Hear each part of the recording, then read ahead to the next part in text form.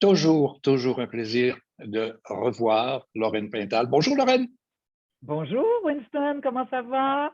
ça va bien? Et toi, ton 70e anniversaire, comment ça se passe? Ben, écoute, j'étais assez étonnée de. Finalement, c'est pas un si grand choc. Donc, je me porte bien. Mhm. Jamais j'aurais cru un jour que je dirais que j'ai 70 ans. Une fois le choc des Oui. années passées de dire me voilà rendu dans le club des septuagénaires. J'écoutais Béatrice Picard il n'y a pas longtemps dans une entrevue et elle disait nous avons l'âge de nos cœurs.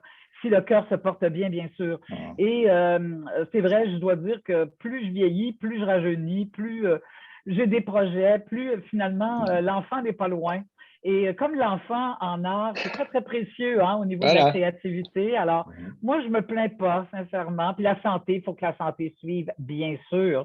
Alors, la santé est au rendez-vous. Les projets au TNM sont au rendez-vous. Et on espère, en tout cas, que nos théâtres ne refermeront plus jamais leurs portes et que nous serons toujours en mesure d'accueillir les artistes et le public. J'ai appris une magnifique nouvelle il y a quelques temps, que Nicole Garcia s'en venait faire un tour à Montréal. J'avais entendu entre les branches qu'elle avait été comme époustouflante à la dernière édition du Festival d'Avignon. Et je me suis rendu compte que c'est le spectacle que tu ramenais, que tu présentais au TNM au début de juin, là. Oui, dès le 7 juin. En fait, Bravo! oui, oui, ben c'est 5 représentations exceptionnelles. Hein. C'est difficile d'avoir des séries plus longues. Alors, on Mhm. espère même lever quelques supplémentaires, mais là, ça se passe très bien. Le Ouais, message a eu un effet de traînée de poudre dans le milieu. Et c'est clair. oui, j'avais eu l'occasion, moi, de rencontrer Nicole Garcia en compagnie de Rémi Girard il y a très longtemps. Il y avait un projet qu'ils avaient en commun. Et Nicole Garcia a été avalée par sa carrière de cinéaste. Donc, on a dû malheureusement renoncer au projet. Et Rémi aussi avait un horaire assez chargé. Mais c'est un rendez-vous Mhm. qu'on s'était donné. Et son fils était là, Frédéric Bélier-Garcia, que j'ai rencontré et qui fait la mise en scène de la pièce de Marie Ndiaye, Royan, la professeure de français.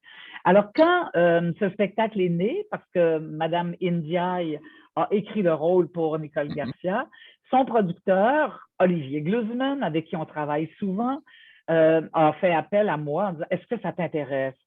Tu sais que j'aurais dû voir ce spectacle à Paris en janvier, à l'Espace Cardin. La pandémie m'empêchait d'y aller. Je devais le voir à Avignon l'été dernier. La pandémie m'empêchait d'y aller. Mais j'ai vu, évidemment, j'ai lu le texte, mais j'ai vu la captation, le tournage qui a été fait à l'Espace Cardin.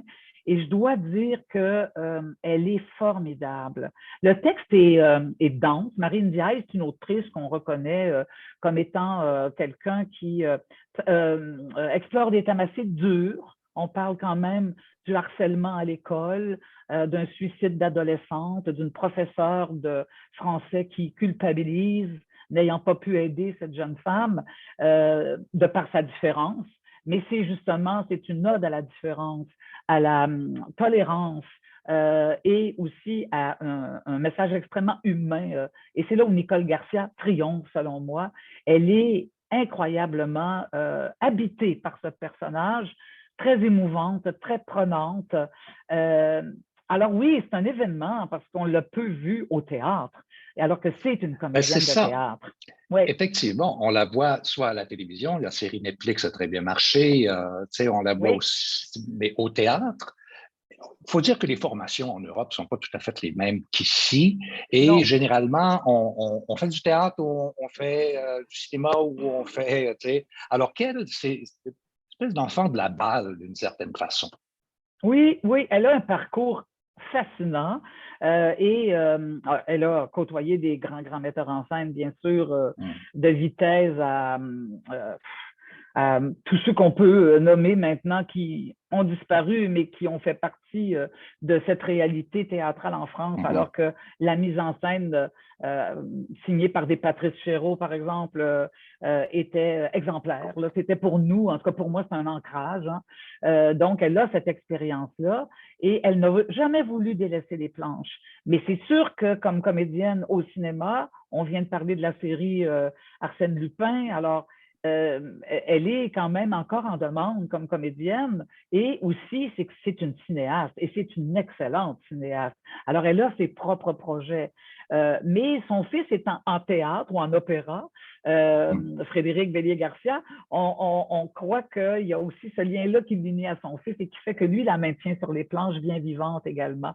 Et donc c'est vrai que c'est un événement parce que ben, on la voit pas souvent et on la verra peut-être pas si souvent que ça non plus dans l'avenir. Alors, Mais c'est ça.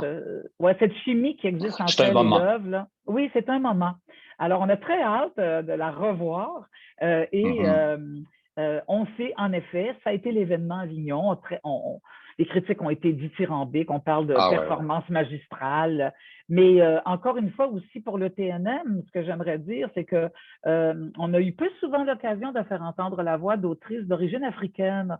Marie Ndiaye vit à Paris quand même depuis longtemps, mais c'est la première femme à avoir été montée à la Comédie Française et on connaît son parcours comme écrivaine littéraire avec le prix Goncourt qu'elle a remporté et l'impact que son œuvre a, notamment sur le lectorat féminin parce qu'elle parle de l'âme féminine, de la psyché féminine, avec énormément de complexité. Elle est très lucide. C'est une femme, je le redis, qui tranche au couteau ses propos. Elle ne prend pas de détour. Sa langue est vraiment directe, frontale, mais en même temps, elle déborde d'émotions. Alors, c'est un théâtre très émotif. Moi, je sais que même si je le voyais sur petit écran, j'ai été vraiment très touchée par la finale, bien sûr, où on voit à quel point le destin de cette professeure va changer suite à cet événement tragique qui s'est passé dans sa classe. J'ai très hâte de voir la pièce parce que j'ai aussi hâte de voir la mise en scène. J'ai hâte de voir comment Garcia va s'accaparer la scène. Et c'est le moment de magie, ça. C'est toujours quand on va au théâtre. Moi, c'est bon, on se prépare quand on va au théâtre, c'est clair. Mais à un moment donné, il y a un espace qu'il faut réserver pour la surprise, la découverte, pour la magie. Et je soupçonne des grandes pointures comme Nicole Garcia d'être en mesure de faire ça. Donc, ça va être un choc en même temps qu'un plaisir. Oui, moi, je le je vois de dois même. dire que oui, mais tu traduis l'expérience théâtrale de manière extrêmement claire et limpide, Winston. C'est tout à fait ça. On attend ça de tous les spectacles de théâtre. Mais quand en plus il y a des grands acteurs ou des grandes actrices qui s'emparent d'une scène, c'est vrai que là, il y a comme une autre magie qui s'installe. Voilà. Je pense que le TNM aussi est un beau théâtre pour ce spectacle. Il devait jouer à l'espace, au Théâtre de la Ville, hein, puis le Théâtre de la Ville est toujours en rénovation, mais qu'il se soit retrouvé dans un espace comme l'espace Cardin, c'est pas le TNM, mais on a des affinités. Alors, on le sait, notre théâtre, il a cette grande qualité de créer un Une lien propension qui lui est propre. Une propension qui lui est propre. et, Effectivement. mais c'est Qui peut être les deux. Oui. Qui peut être les deux, parce qu'il y a l'espace.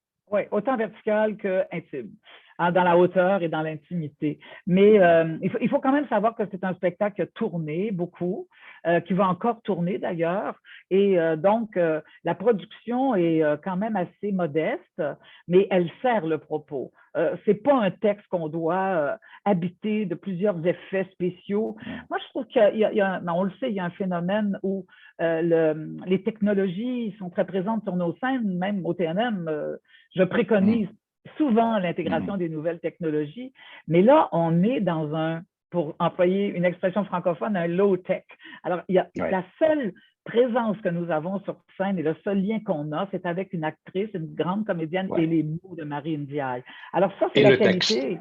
Oui, c'est la qualité de la mise en scène de Frédéric Garcia. Béli Garcia, il n'a pas essayé d'enrober. C'est efficace, c'est transparent, il y a une accessibilité au niveau du propos, l'histoire se suit, elle déroule le fil dramatique avec sensibilité et intelligence et on embarque dans la pièce. Alors, moi aussi, j'ai hâte de voir la réaction du public québécois, parce qu'on sait qu'en Europe, ça s'est super bien passé. Mais bon, oui. Lorraine, le temps file. J'aimerais souligner le travail d'Ève Landry, de Steve Gagnon et de Madame O'Farrell, qui m'ont particulièrement touché dans La Nuit du peuple d'Ibsen, qui qui est à l'autre extrême de l'expérience théâtrale qu'on vivra avec Nicole Garcia. On est dans la dynamique, on est dans la confrontation, on est dans la discussion, on est vraiment dans le plaisir pour les acteurs de s'approprier un texte comme Ibsen, même si on l'a arrangé un petit peu là, pour qu'il fasse plus contemporain. Mais chapeau pour cette production. Et Merci. en terminant, je vais te demander comment se prépare la saison prochaine, 22-23. Oui, alors on la lance le 11 avril. Ah, Est-ce que je peux me permettre de révéler des titres ou j'aimerais ça. il est trop tôt pour ne pas vendre tous nos secrets avant le 11 avril? Écoute, je te laisse libre choix. Bon, d'accord. Mais ce que je peux révéler, parce qu'il y a quand même des choses qui sont tributaires d'une pandémie. Alors, je vais parler du début de la saison. Tout le monde le sait, la saison 2021 pour nous a été une saison totalement annulée. On a reporté nos spectacles, on a fait des laboratoires publics que nous avons tournés, qui ont été sur le web. Alors, je pense que c'est un secret de polichinelle de dire que nous allons ouvrir la saison avec un Shakespeare, avec La Nuit des Rois, dans une mise en scène de Frédéric Bélanger. Shakespeare à la sauce de Rebecca de Raspe, qui est une autrice formidable, avec une distribution d'enfer. Mais c'est surtout un spectacle joyeux. Et je dois dire, et c'est peut-être la seule chose de supplémentaire que je révélerai sur le contenu de notre saison, qui réserve pas mal de surprises, c'est assez étonnant, ces reports de spectacles. Je me rends compte que ce sera une saison de fête, de retour au théâtre, de renaissance, de plaisir partagé. Et je ne sais pas si tout le monde est comme moi, mais moi, j'ai vraiment envie de fêter le théâtre l'année prochaine. J'ai besoin de joie et d'espoir. On vient de vivre 2 années vraiment pénibles et c'est ce plaisir des retrouvailles que j'aimerais qu'il se passe sur la scène du TNM en 22-23. Alors écoute, Lorraine, on va se retrouver le 11 pour déballer le Oui, reste des surprises pour la saison 2022-2023. Merci d'avoir pris le temps aujourd'hui de nous raconter cette belle aventure avec Nicole Garcia. On se retrouve à ce moment-là aussi. Merci beaucoup, Lorraine. c'est moi qui te remercie, Winston, et longue vie à tous tes projets. Merci. Au Allez, ciao. revoir. Bye. Bye.